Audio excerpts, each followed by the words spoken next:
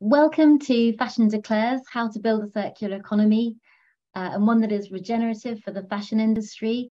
So my name's Safia Mini, and I'll be followed by Carolina, and then Debbie Luffman, Anthony Burns, and then Kalkidan, followed by Amanda. And then we'll have a Q&A. We will finish around about 5 p.m. So I don't know about you, but last Friday, I got out of bed and I saw this piece of news.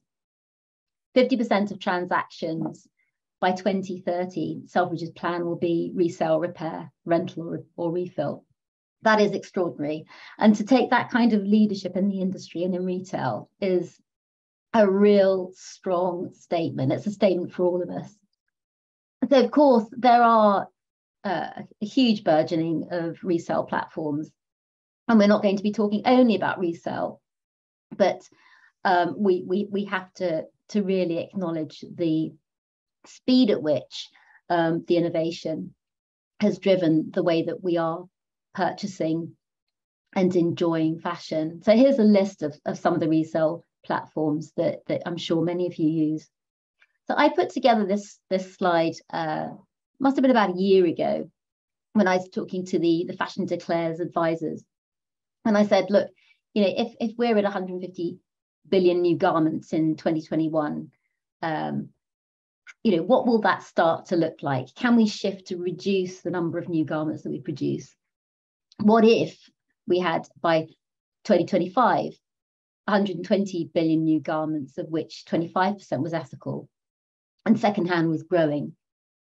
And if by 2030, we dropped to 60 billion new garments, and then in 2035, 35 billion of new garments. And what would increase? Well, the use of secondhand, because as many have said before, we have more than 10 years of garments on the planet. So there is no shortage of garments available.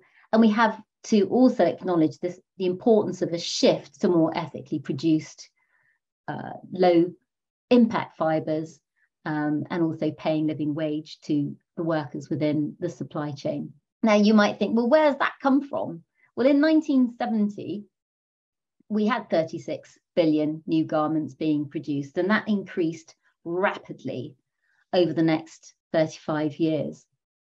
So what we're doing is we're saying, even though the population will have grown from 3.6 billion to more than 7 billion, to more than 9 billion, how can we reduce the number of new garments that we produce on the planet in order to conserve natural resources and the way that we produce new to be as regenerative as possible? But clearly, we need to redesign the way that we think about product and increase product longevity at the same time. I don't know about you, but I spent the summer, I was in Yorkshire looking after my mum. It was like the Mediterranean. And whilst that can be nice, it was filling me with fear. I'm living in Surrey. There were huge fires here. They clogged the whole of the town for more than a day. The ground was split.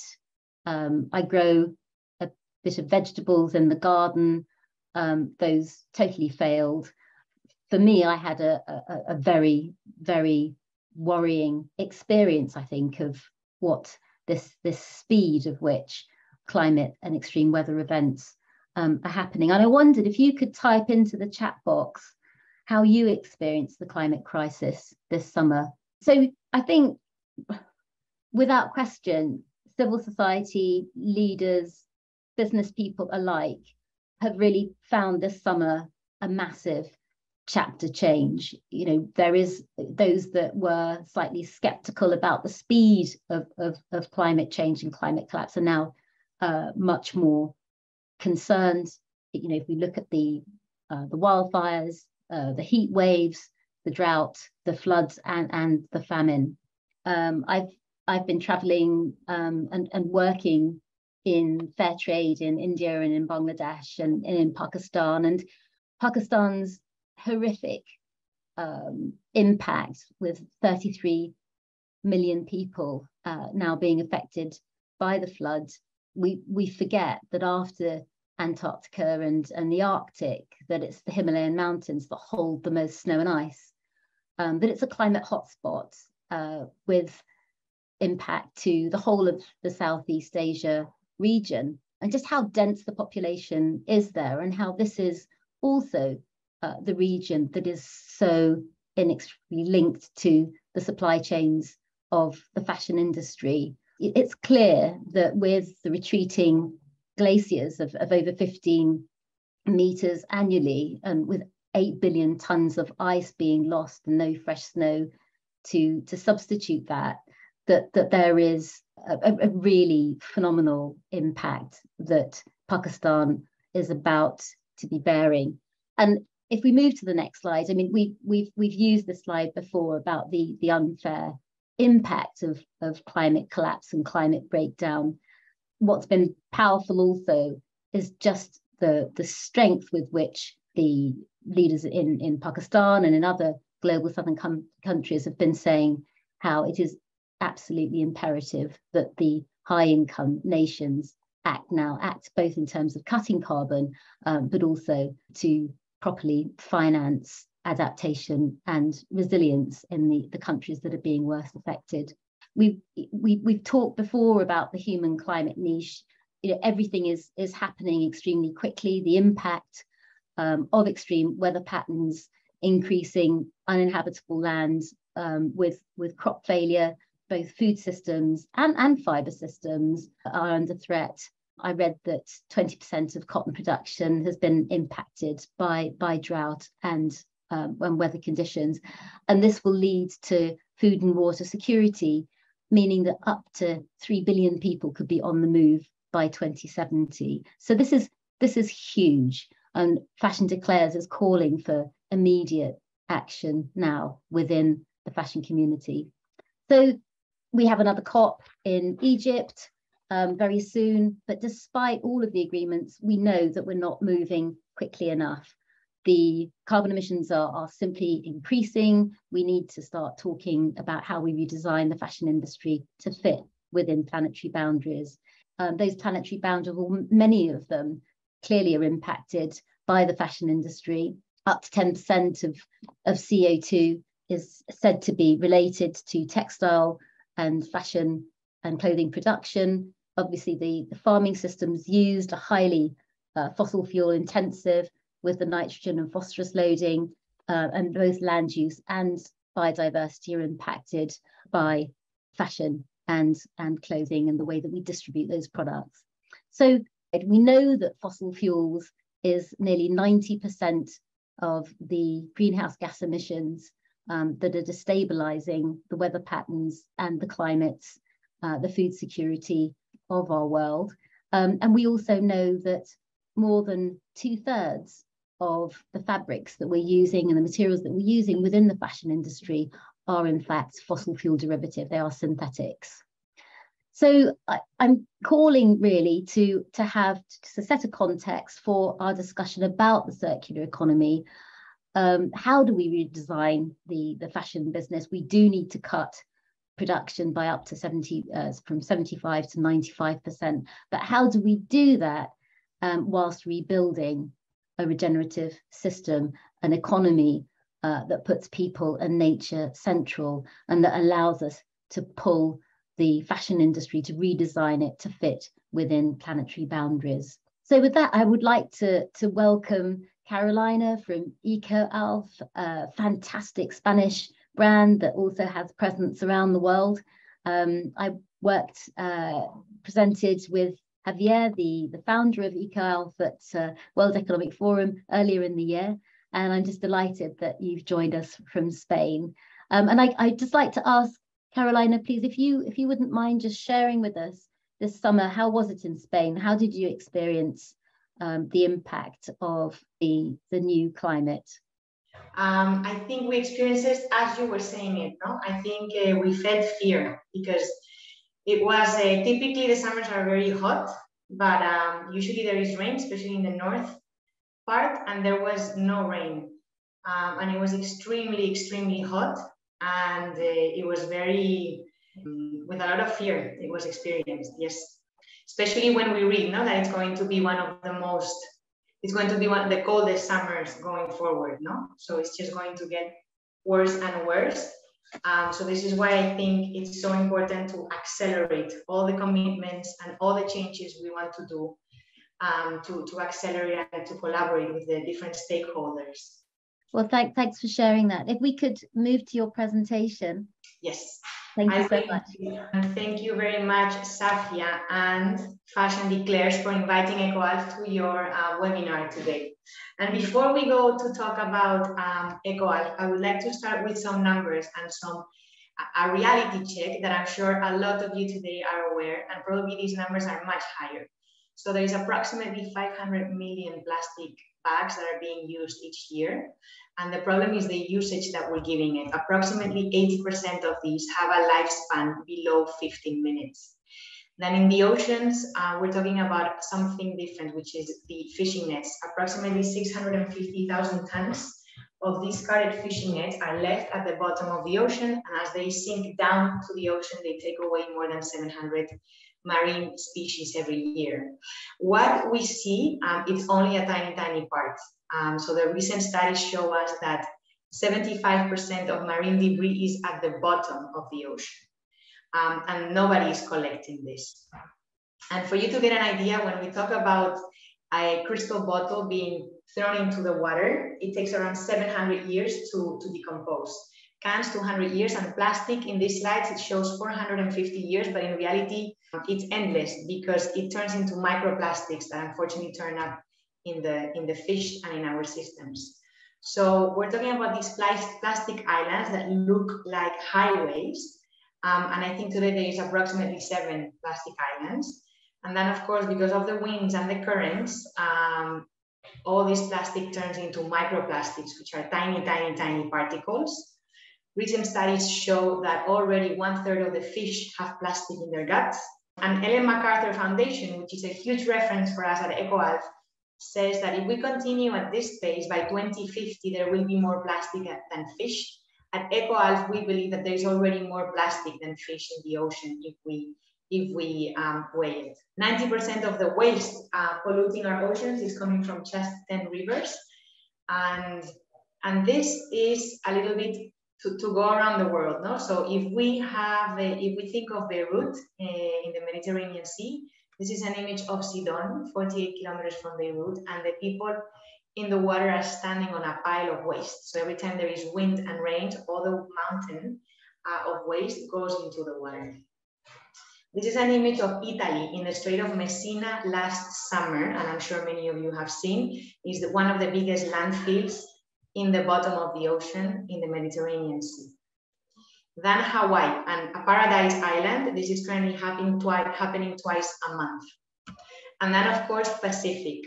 Somebody decided to drop 7 kilometers of tires in the middle of the Pacific. And the problem with this is that there is an ecosystem that is being built around it, and the fish are eating off these tires.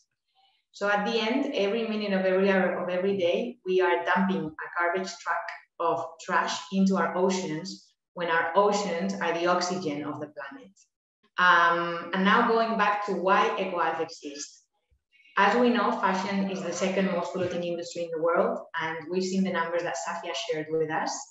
There's a huge opportunity there, as 95% of the production can be reused or recycled. We saw during the pandemic that the planet was shaking and we needed to act. Fashion is more than looking good, it's about doing what is right. And what we do is not enough, it's how we do it, how much waste we generate, and how much do we minimize our environmental footprint. The fashion industry business model does not work. And as this fashion webinar declares, it's about looking into circular and regenerative business models. So today, you're not part of the solution, you're part of the problem. ECOALF was born in 2009 with our president and founder, Javier Goyeneche, in Spain. It's a Spanish company. It was at the time of the birth of his 2 sons, Alfredo and Alvaro, and this is where the name comes from, is the initials of his sons, and ECOALF represents the fabrics of the future generations. He was frustrated with the amount of natural resources we're using in a very responsible way, wanted to create a fashion company that was truly sustainable. and to create the first generation of recycled products with the same quality and design as the best non-recycled, no? To show that there is a way to do things differently. Of course, we had two big challenges at that time. One of them was the mindset. People would think it would be bad quality or secondhand when we talk about recycling materials. And the other one was the low composition of recycled material in the fabrics. So after 3 years traveling around the world and trying to find the right partners to develop these high quality fabrics, today we have developed more than 500 recycled fabrics using different types of waste, from plastic bottles to discarded fishing nets, to tires, to coffee, and to more traditional ones such as cotton, wool, or cashmere. So at the end, we're trying to do timeless designs with the highest quality fabrics to have durable clothing, because at the end, durability is a synonym of sustainability. So we do menswear, women's wear. We've recycled more than 300 million plastic bottles so far. We try to do a very simple communication to the end consumer, explaining in all our garments what the garment is made of, if it's 70 plastic bottles for 1 meter of ECOALF fabric. And then we try to show the process as much as we can as well as the impact that I will touch on a bit later. So of course, there are huge benefits behind the process of using recycled materials and finding natural properties that we can give to the garments, like when we use coffee, it can provide fast drying, UV protection, odor control, instead of having to use any chemicals. And then again, I think one of the biggest challenges in the fashion industry is recycled cotton. You mentioned previously regarding cotton. Cotton is one of the most water, consumption, the highest water consumption fabric. So at ECOALF, what we try to do is to only work with recycled cotton. We work with both organic cotton as well as recycled. And we're finally going to start a project that we're launching next year called Made to Be Remade, partnering with an amazing supplier in Spain, whereby we are going to be creating 100% recycled cotton made from post-consumer cotton that can then be recycled again and turned into clothing. So at the end is a waste that will never be wasted. And that's our biggest aim.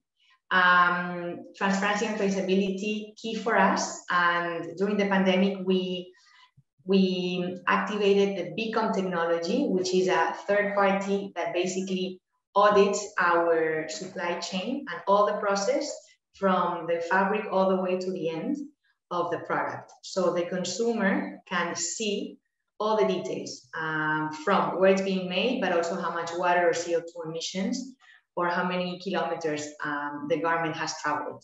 This is a fantastic tool, not just for the end consumer to understand, but also for us internally to monitor, measure, and improve every season. And then upcycling the oceans. I think this is probably the most revolutionary project of ECOALF.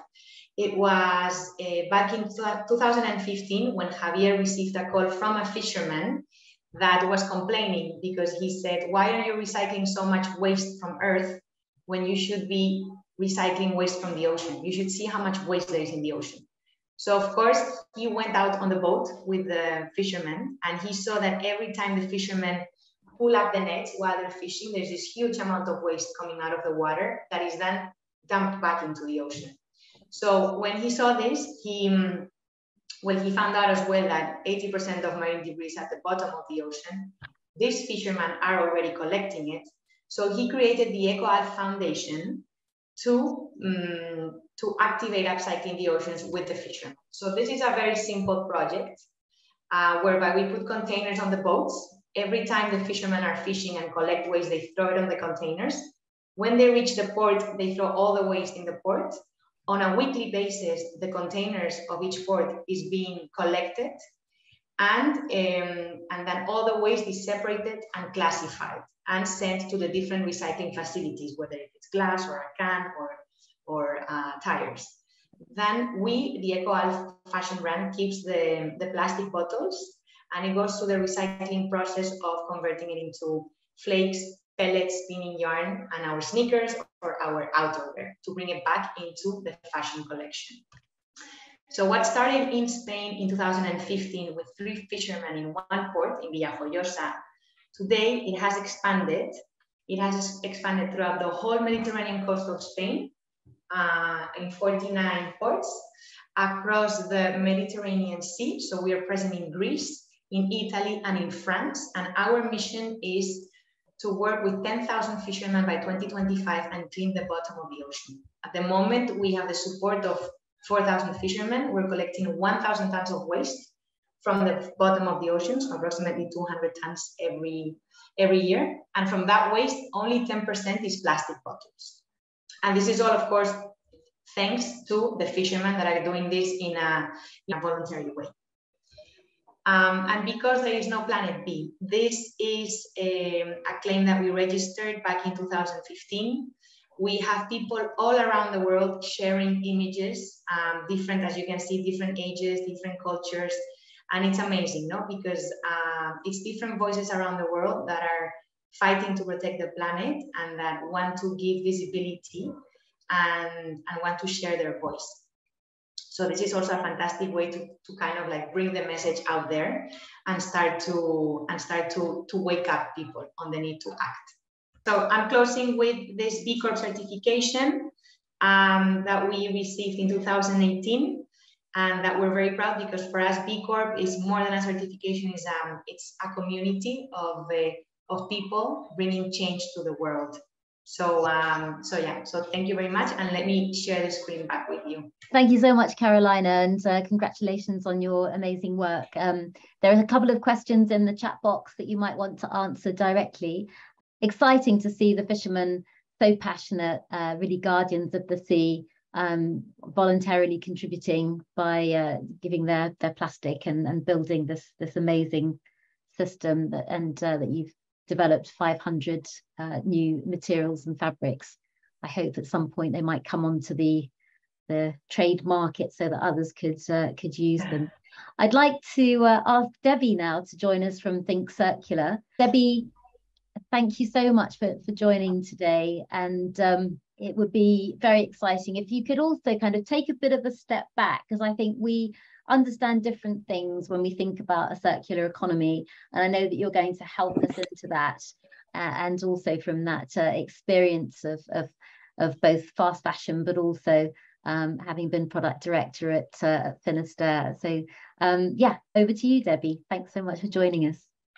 Lovely, thanks ever so much, Safia, and great to hear from Carolina as well. It's amazing. So yeah, absolute pleasure to be back with you again. So Debbie Luffman from ThinkCircular and an advisor at Fashion Declares. So yeah, this is my webinar. Like, this is what I believe in. So I believe that really the sort of the idea of circular and regenerative business is the only opportunity for the fashion industry to thrive, to create commercial opportunities, and to overcome the huge sustainability challenges which are of its own making. So yeah, I think it's all in for circular and regenerative business models. So just kicking off with where we're at. Okay, so this is business as usual. This is all we know. Yeah, so the linear economy for the last 250 years, this is business as usual. Yeah, we have worked out about 250 years ago that we could burn, mine, cut down, and basically exploit both natural and human resources to make stuff, to sell stuff. And we created this industrialized system, which then in more recent years has become a real consumer-driven system, which is predicated on the acceleration of this use waste system. So it's like the more we can produce and sell and get rid, and the huge pollution impacts that this has on our natural world. So yeah, there's a bit of context there of sort of what business as usual looks like. There's another reality. Okay, so this circular economy represents a viable solution, particularly for the fashion industry. So we still make stuff. Yeah, we can still have a globalized economy. We don't need to go back to the dark ages and have small holdings and grow and make everything ourselves. We can still make stuff. It's distributed, manufactured by renewable energy. it still requires this use and the relationship between business and the citizen, the consumer as we know them. But really what's different about the circular economy is the bit at the bottom, which is the reuse. So it's shared economies, it's making stuff that lasts, that can have multiple ownerships, it's resale, it's repair, it's maximizing the value of the stuff that it's not ours to take, the resources that we pull from nature. So it's maximizing the value. Once it's done and it's no longer fit for purpose and can't be repaired, then the inherent value of those materials then can become resource for other industries. It can become a biofuel, it can become another fiber to fiber. There's so many incredible viable innovation solutions to really fuel a circular economy for the fashion industry. Really critical is zero pollution and zero waste. Now, I know a lot of people kind of look at this and think it's incredibly simplistic and idealistic and not possible. I get that quite a bit. And so I tend to tell everybody at that moment to don't do it just yet, but to shut the laptops, get out of behind your office chair and wander into nature, because nature's got all the solutions we need. It really has. Yes, if we're looking for inspiration for regenerative systems that could inform our world, our society, our systems, what better inspiration than nature itself? Look at the humble tree. Okay, so tree, it pulls noxious carbon from our atmosphere, it pulls it deep into its root system, uses the same root system to pull up moisture, which regenerates and restores and replenishes itself and grows stronger, growing leaves, which then converts sunlight into oxygen for other living creatures to survive and thrive. Those leaves fall and they regenerate further restorative nutrients. Yeah, nothing goes to waste that can't be reused, and there's zero pollution.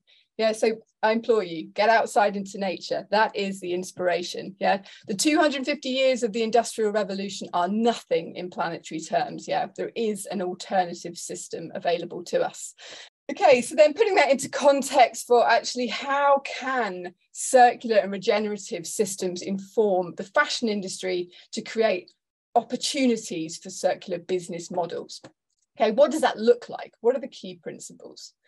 So a regenerative business seeks to design out waste and pollution. Yeah, we've heard some brilliant examples from ECOALF there, and we'll hear more. It seeks to prioritise durability over everything else, maximising product lifespan longevity, getting the value of the resources and the raw materials of that product to last as long as possible. It's about offering services. It's not just about making products. It's about how can businesses thrive actually to extend product lifespan, create communities. It's about life cycle and systems thinking, which is very, very key to designers. So it's really about thinking about the full impact across a product's lifespan. Yeah, it's no longer enough just to think about the first consumer. And it's about seeking opportunities for integrated value.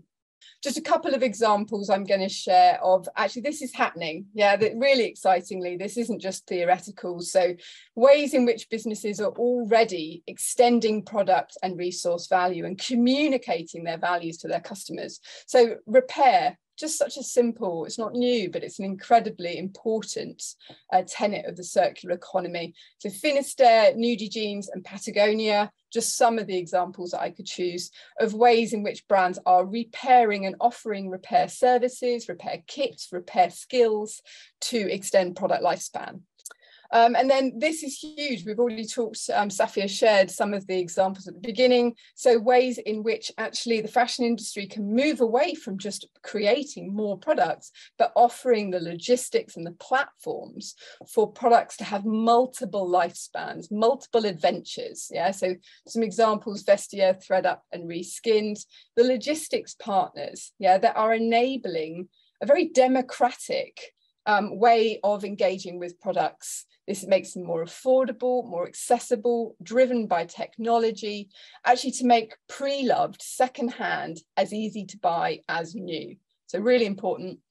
And lastly, I'm going to share the example of how brands are really harnessing circular innovation to design out waste and pollution from their businesses. So one example is T-Mill.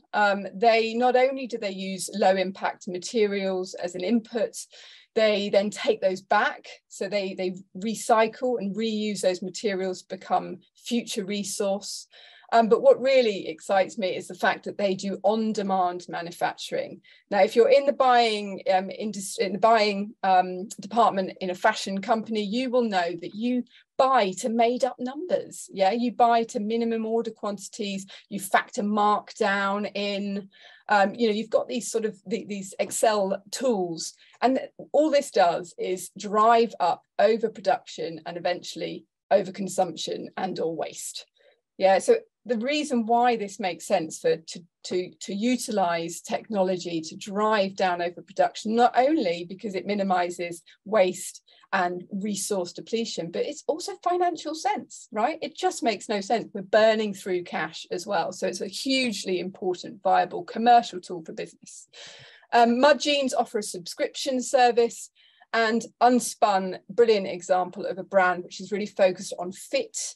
Again, it's on demand, made to measure. Nothing's made before it's bought, but it's really, really focused on fit. So some brilliant examples which hopefully will broaden your horizons of ideas in which businesses can really embrace circular business models.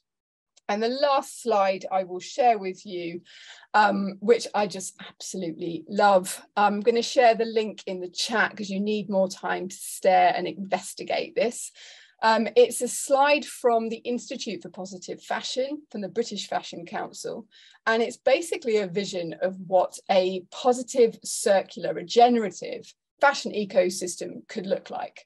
Yeah, and what I love about it is it shows the complexities. It's way beyond that little closed loop one I showed you earlier, but it shows the opportunities for job creation, for collaboration, partnership, where everybody has a part to play. It has that living system feel.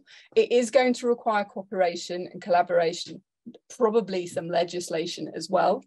But just look at the opportunities there for a thriving fashion industry where actually more can profit over the few. So I'll share the link with you shortly. Do dive into that. It gives some fantastic examples of circularity in the fashion industry, many of which are already up and running.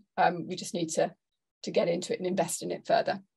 Brilliant. That is it from me. Hopefully that gives a little bit of context and inspires some action and optimism. Thanks so much, Debbie. And it's just great to have you kind of coming at it from a design, product, merchandising, buying background, because yeah, I mean, so many of those issues really resonate, I'm sure, with many of us, and thank you for that overview as well. I'd like now to ask Tony to present, and if you wouldn't mind, sorry, I did rather jump the gun before. Tony, over summer, I know you're Glasgow based. How did you experience this summer of wildfires and drought? And well, we're not in a particularly dry area of the country, but it was a very dry summer, particularly dry. And that's only really encouraged us to sort of do more in terms of what we do as a business to save water. There's very little CO2 emissions associated with water, so it doesn't really help us in our journey to net zero, but it's the right thing to do. So we've been on a journey to save water over the last few years, and we've actually cut our use of water by about 90%. And with a few more initiatives, we should get to a stage where we can actually, despite the fact we have a big laundry, we might not need to take any water from the mains. Phenomenal. Well, I'd love you to present what ACS Clothing are doing, and you know, I know that you're there behind some of those big resale platforms, and I know you're also going to show us a video which, you know, blew my mind. I mean, I would love to come up there and visit you and see it for myself. Thanks, Sophia. Yes, I'm Tony Burns. I'm the Chief Operating Officer at ACS. We operate a circular fashion hub where we facilitate different circular business models like clothing rental, clothing repair, clothing resale models, which are all inherently sustainable. But it's very much incumbent on us as a team to deliver them in a sustainable way. because that will ultimately accelerate the adoption of these models by our partners, the brands and retailers we work with, and ultimately the consumer. So these models, they are actually more profitable than the linear business model, and obviously a lot more sustainable. So why? The research shows that circular business models are going to grow massively. So there's like 100 people on this call. By the end of this decade, we'd expect a quarter of them, 25%, to be working in this sort of field in terms of circular business models. So it's huge. And we're seeing loads of growth already. 800%. If you think of a linear business model, how many bricks and mortar retailers can say they're experiencing that type of growth? And lastly, if we ever need a reminder in terms of the damage the fashion industry does, not just to the people working in the supply chain, but also to the environment, there's a stat below, one that I hadn't seen before. So it's important we act quickly. So what we offer is 3 different solutions: rental, renewal, resale, repair. I'm going to touch on resale today. We're seeing huge interest because many brands and retailers are realizing that there's a big industry out there and they're not actually getting any of the revenue and the profit that goes with it. So they can see it's a more profitable option, and it supports their sustainability initiatives. So I'm going to play a short video, well, it's about 4 minutes, and it will hopefully articulate better than I can what we do and what we offer in terms of our resale opportunity.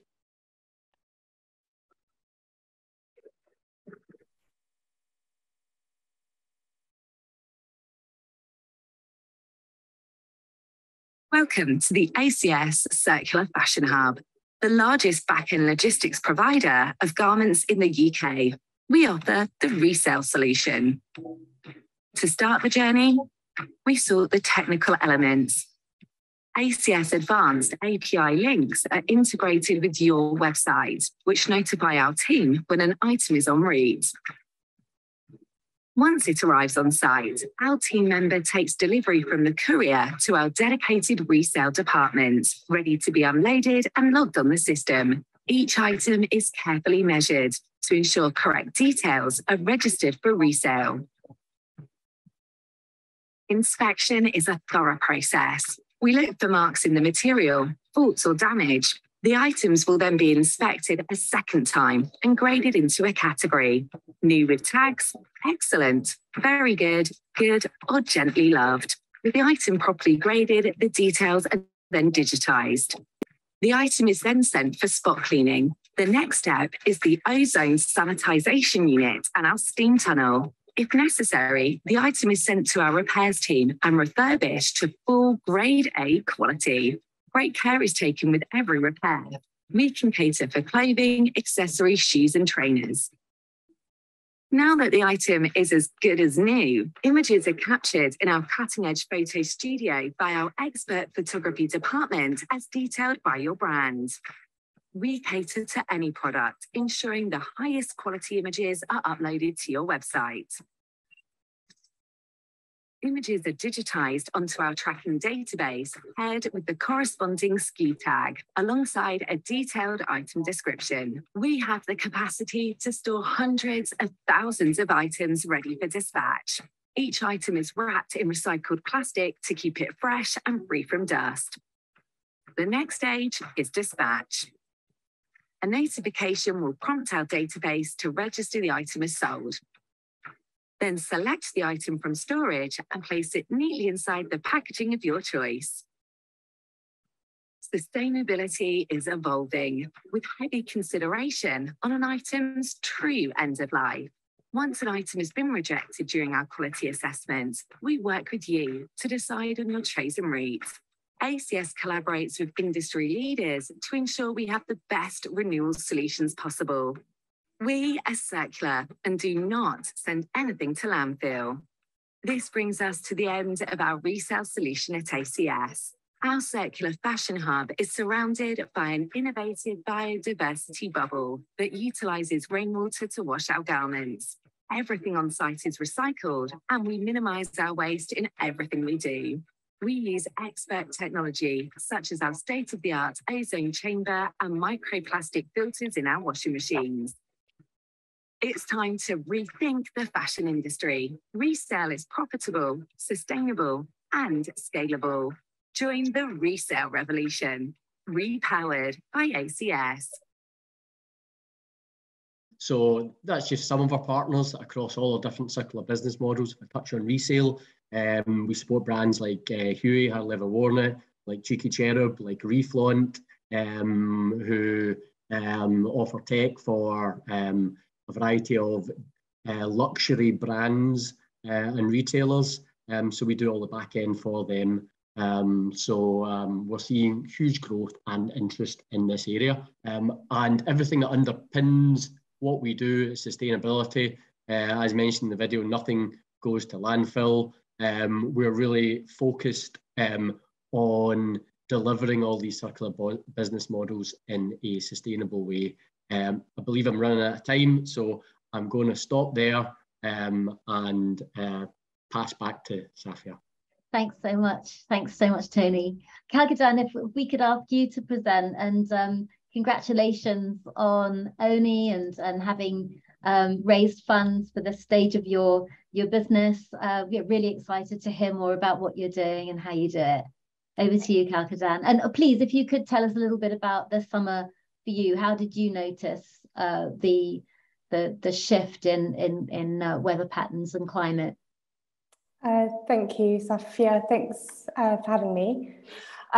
So apart from like generally melting every single day, needing to change my t-shirt probably more often than normal, I think one of the big things that was a challenge over the summer is really, as a retailer, not really being able to predict what the appropriate clothes for the season was. A lot of fashion brands and retailers are having to predict so far ahead what their consumers are going to be interested in. And of course, as the weather becomes more unpredictable, that becomes harder to do and various challenges come up. So yeah, I have to say very frightening, hard to manage, physically challenging. And as Carolina pointed out, yeah, very worrisome that potentially it's the coldest summer that we're going to have in the near future as well. So hello everybody, my name is Kalkidan. This is I'm going to do a slide just quickly briefly introducing myself before moving on to speaking about OWNI. OWNI is a service provider that's really interested in helping brands enter the resale market as smoothly, efficiently and easily as possible. My journey in fashion started with a manufacturing company called Cast for Sustainability. We set up wooden looms in very remote parts of Ethiopia, trained weavers, largely widows, to produce clothing, scarves, accessories, homewares for export. And in the few years that we set it up, we were able to raise the average income of our weavers 4 times. Our head weaver being my auntie, who had recently become widowed. She was able to grow that business to the point that she was able to send a number of her kids through school. And that really sparked my interest and my love of fashion, this ability the fashion industry has to pair artisan skill with creativity, with this ability to generate meaningful revenue for garment makers and creatives, which I just think is absolutely wonderful and is lacking in so many other industries. And that's why I originally fell in love with fashion. That then led to the creation of Sancho's shop. We're an award-winning retailer based in the Southwest. And what Sancho's does is it buys exclusively from sustainable brands like ECOALF, like Mud Jeans, like Scarf Sustainability. But I saw a threatening trend for Sancho's in the past few years, which really made me very interested in the resale market. And that was, I was watching some of my key customers, the people who are spending the most money with us, drop off to buy secondhand items only. And of course, as a sustainable business, we were applauding them and saying, okay, well, this is, we completely understand their choice and their reasoning for wanting secondhand fashion before wanting firsthand fashion. But as a retailer and as a brand, this presented an existential challenge for us ultimately. And the question became, how do we help people, within that secondary market? And this is essentially what bred the startup development of OWNI, which, yeah, thank you, we're recently backed by Google. So yeah, we've got very exciting things ahead of us. So beyond what was very, very clearly highlighted from Debbie in terms of, you know, what the problems of the linear economy are, from a kind of a practical decision-making, problem-solving space, you know, the challenges ultimately are that brands are facing increased costs. So whether these costs are driven by the, you know, increased expense of logistics, or what positive things like the growth of garment worker wages, there are increased costs, and particularly if you want to be more sustainable, there's going to be further increases on those costs. There's, of course, this increase in environmental pressure. The linear economy, our dependence on raw materials to create profit ultimately is limited within the natural limitation of resources we have on a finite planet with finite resources. And finally, there are changing regulatory pressures that really demand of brands that they need to understand the impact that they're having and work to minimize it. All of these challenges essentially are very expensive and also very complex. And, you know, as Anthony mentioned, you know, fashion retailers and brands are very conscious that they need to find solutions that are meaningful, but also solutions that ultimately generate revenue so that they can continue to sustain their companies and, you know, navigate the economic and financial pressures that, you know, organizations have. One solution that we offer, the solution that we're really excited about, and the solution that we think brands should start with first, is really engaging with the secondary market. You know, there are billions and billions of units of clothing that are underutilized. The average UK household uses less than 30% of the products they own. I'm sure, you know, I know we're an international crowd today, but I'm sure we all, even the most sustainable amongst us, have multiple items within our homes that we don't use. And ultimately, what retailers and brands and businesses can do is simply recover and sell those goods. In doing so, they're able to generate revenue from products that already exist. And they can, of course, sell secondary market services. So whether that's rental, whether that's repair, you know, whether that's borrowing of items, subscription services, they can essentially go way beyond that initial point of sale, that initial kind of linear revenue, and generate revenue throughout a product's entire lifespan. And in doing so, what they do is they create systems where they can begin to trace and manage and optimize the entire lifespan of that product. And so when we imagine the circular economy, and we imagine this ability to meaningfully recapture volumes of goods that are then regenerated, what we are needing is systems that make that possible, whether they're digital or infrastructural systems that make that possible. And we invite brands that only to enter this circular economy with resale, because that brings them an immediate initial revenue, but also begins to create the system where they can manage and monetize that kind of entire lifespan of their products, so that hopefully we can develop a circular economy. So put simply, we create bespoke peer-to-peer resale websites for brands. We do so in minutes, and we do so at very reasonable prices. They are able to offer these resale websites as part of their e-commerce offering, recapture goods, list them for sale, generate revenue from the sale of those secondary goods, but all whilst they do this, they're able to maintain a relationship with their customers, so that rather than encouraging their customers to only buy primary products, they can begin to encourage their customers to resell, reuse, and in the creation of this channel, they have touch points, digital light touch points with their customers, where they can motivate various secondary market services as well. So just to give you a sense of the potential of resale for most brands, our average kind of performance rate for our companies are that we're generating them, you know, roughly 30% additional revenue, the majority of that revenue being net profit, because there isn't the, you know, the cost of good in creating that item for sale. And as it's a peer-to-peer platform, most of that, the logistical expenses are actually carried out by users. So this is a meaningful space for brands to generate revenue. And this is all brands. So it's very exciting that, you know, our industry leaders and the biggest companies and luxury brands can participate in the secondary market, but there needs to be room for everybody, because it is by everybody's participation in the circular economy that we create systems that are sticky enough to drive the consumer change that we expect and need. So at OWNI, we're very passionate about making the resale, repair, recycling market accessible to small and medium enterprises as well as bigger companies, particularly ones who are category leaders when it comes to communicating the value of creating goods that are made with fair wages and using sustainable and natural materials. So if you'd like to talk to me about OWNI, you can scan the QR code here and book a meeting, and I'd be delighted to tell you more about it.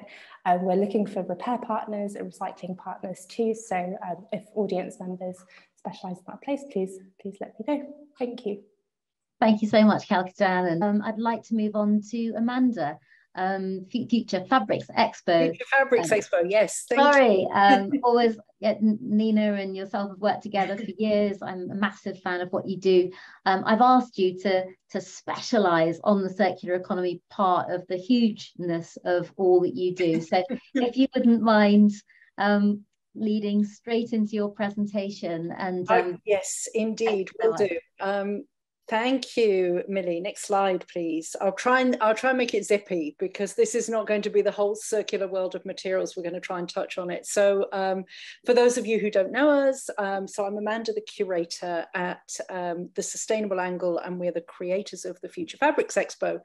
This is a shot of our last edition held in London at the end of June. And as you can see, it was absolutely chock-a-block with materials, information, education, networking opportunities, whole host of innovations that are rising to scale in all different fiber categories.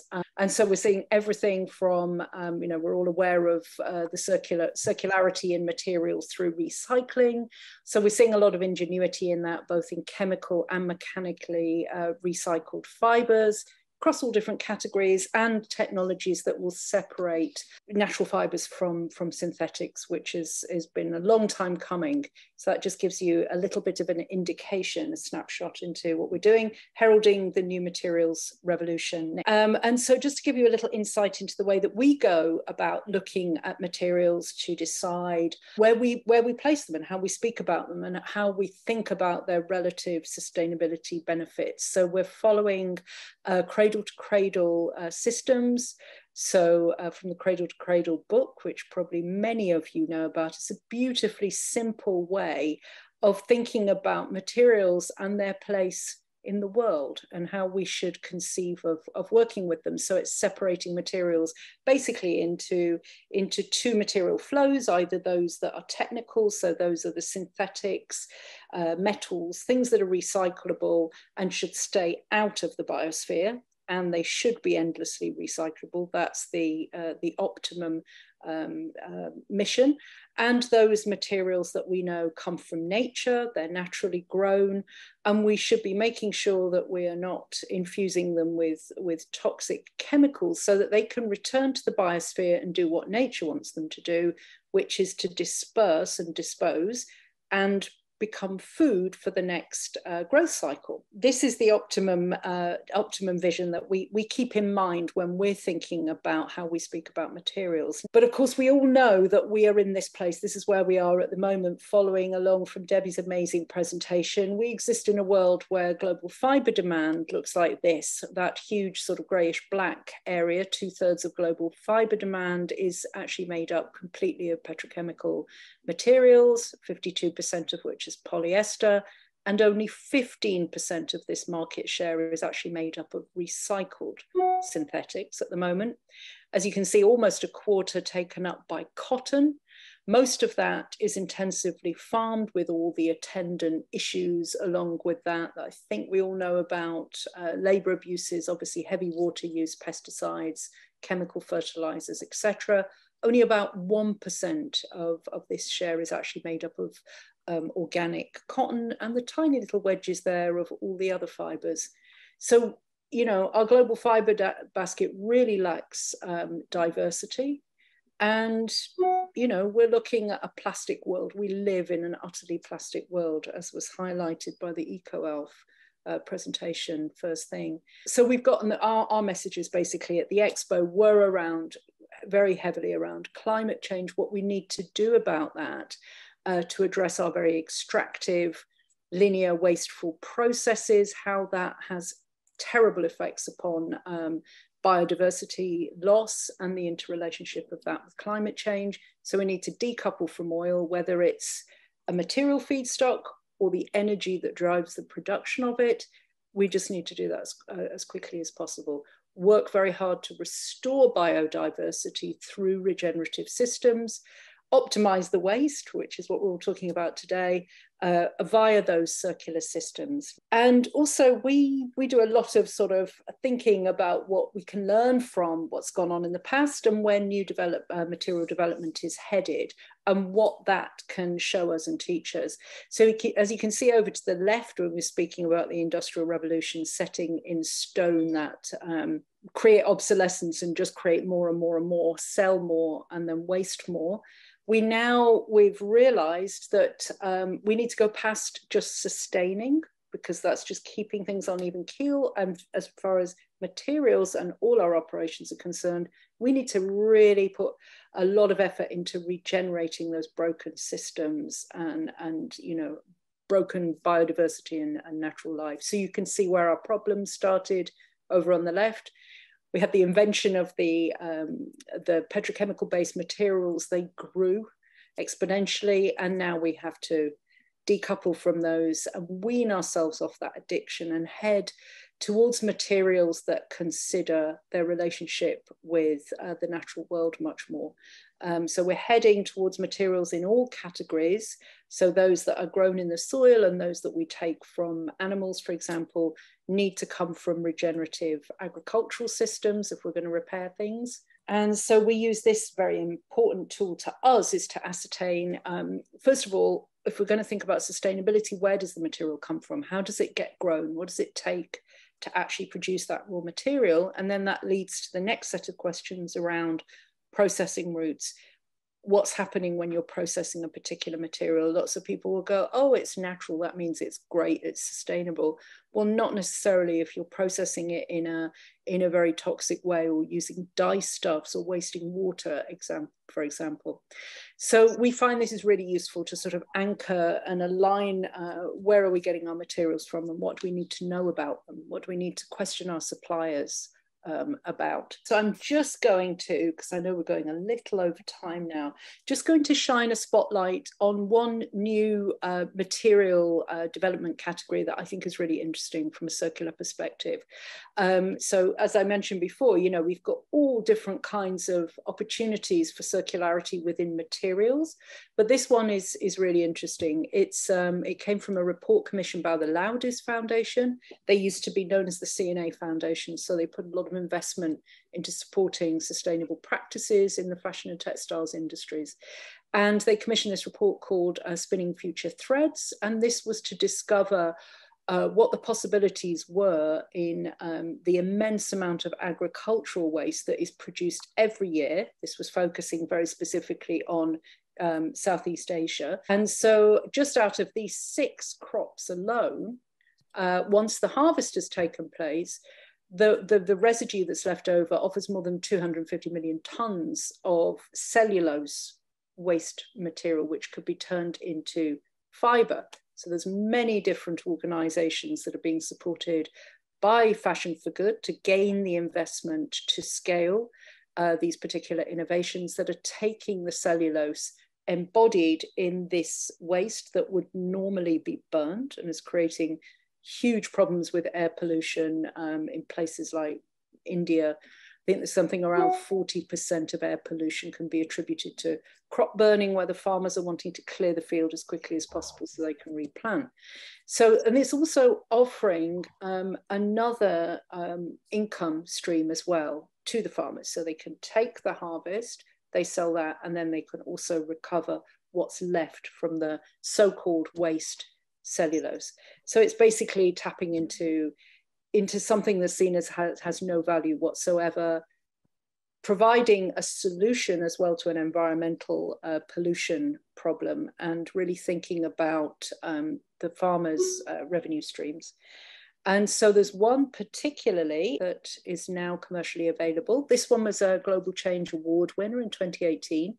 This is Agroloop Fiber, which is created from that agricultural waste, and it is actually now commercially available, and it's one of several of Circular Systems as the organization that has created a whole range of circular fibers, this one very specifically on agricultural waste, but they also have ones that are for recovering pre and post consumer cotton as well. And then just to show you how things are shifting in the industry, this is a really interesting initiative that was just created at the end of February, and it's called the Febrile Material Alliance. And so Circular Systems got together with one of our suppliers who produce a really amazing material called banana tex, actually from the non-fruiting banana plant, and Ananas Anam, who produce Pinatex, the leather alternative created from pineapple waste.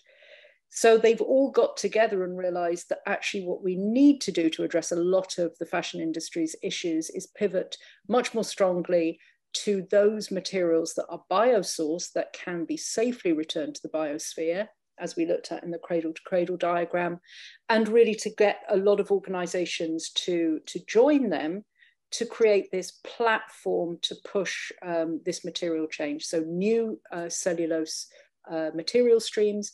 And basically they've positioned themselves. This little diagram you can see here is from Biofabricate, who are the organization that basically promote new biomaterial initiatives, and they place themselves over on the left there. You can see, so they're only interested in using this platform to convene all of the safe biomaterial innovations that are coming along at the moment. So we'll see that gathering speed, and we're really looking forward to being able to showcase them at our next Expo. So there's some references there that will help you, and please do join us for the next Expo, which will be at the end of June 2023. Check into our website as well, because we've got lots of resources there. If you sign up, we'll send you newsletters and let you know what we're up to. And we've also got a virtual Expo as well. So we've got a database of almost 3,000 materials for desk-based sourcing. So do check in on that as well. There's plenty to look at for free, but then there's also another level where you have to add a subscription, which is very reasonable. So yes, do please follow us. Amanda, thank you so much. That was absolutely fascinating. Those references that Amanda showed us, we're putting in the chat box now. And for those who will be watching later, we'll make sure that they're in the YouTube. The write-up of this webinar will go on to our Patreon. So if you haven't yet joined our Patreon, please do, because you'll find it there. I know that there is a possibility that Anthony and Carolina might need to go very promptly. So I just wanted to thank you both very, very much in case you're about to go. So we have covered from agricultural waste to plastic sea pollution waste to the waste in our wardrobes, and how we redesign the system, the economic system of fashion manufacture, and the way that we think and consume fashion, whilst reducing the amount of stuff that we buy new. I'd like to, we did some questions to the participants earlier on, and one of the questions that came up repeatedly, I'd like to put to each of the speakers that remain. So what is it that is needed? You know, we hear of some legislative and policy changes that will help us to push forward the circular economy. We hear of things like the product longevity, some of the codes and laws that are being passed now for iPhones, for example, in Portugal. I'd love to know from each one of you, in half a minute, tell us what you think needs to change to really push forward the circular economy in fashion and textile. We certainly need government to act, and we need legislative changes to be accelerated. We need to implement the EU strategy in textiles, but better that in the UK. We've been speaking to government, to the head of HMRC and the head of the Treasury and United Nations about the removal of VAT for sustainable fashion, because we need to incentivise consumers, brands and retailers to do the right thing. Thank you. And then if I could ask Debbie, what do you feel is needed? Yeah, absolutely. So, I mean, I'd absolutely echo that legislation is needed just to get us going, right? We need a little bit of ammo. We haven't got time. But I think we need collaboration. You know, there's so many like siloed initiatives. We need to come together, pool resources and skills and investment.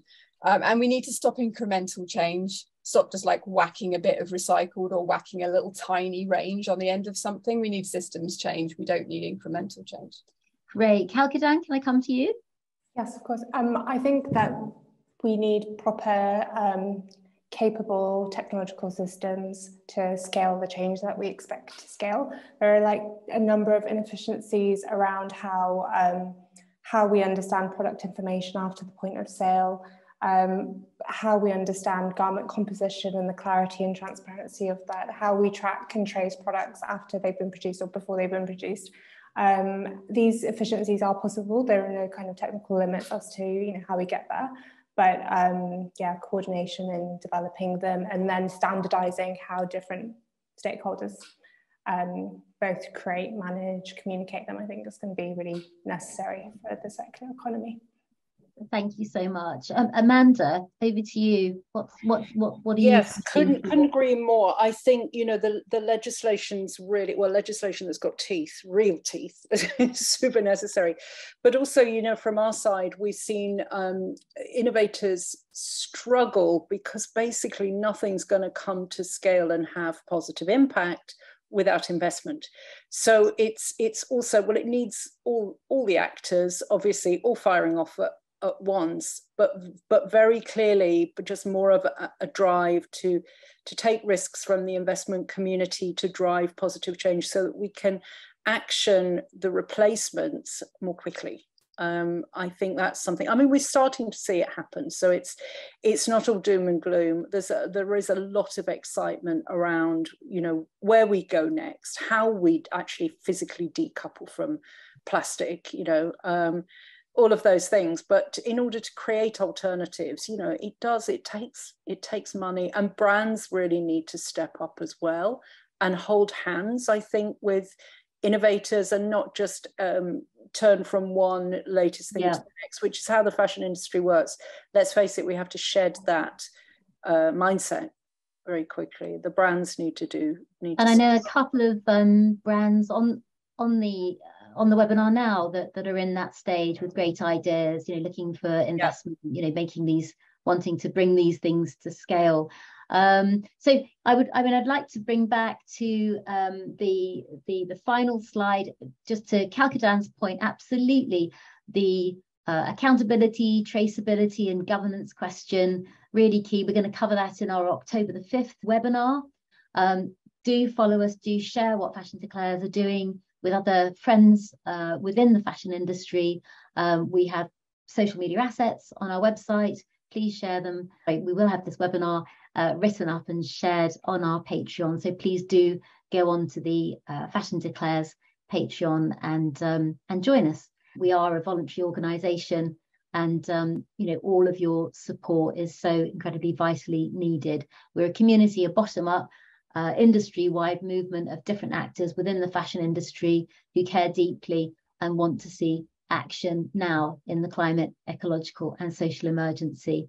So I'd just like to thank our expert panelists so very deeply for joining, and also for you for taking an hour and a half of your time to join Fashion Declares expert panel on the circular economy and regenerative models. Thank you so very much, and thank you to the behind the scenes team, Millie and Richard. Thank you very much all. Look forward to seeing you on October the 5th.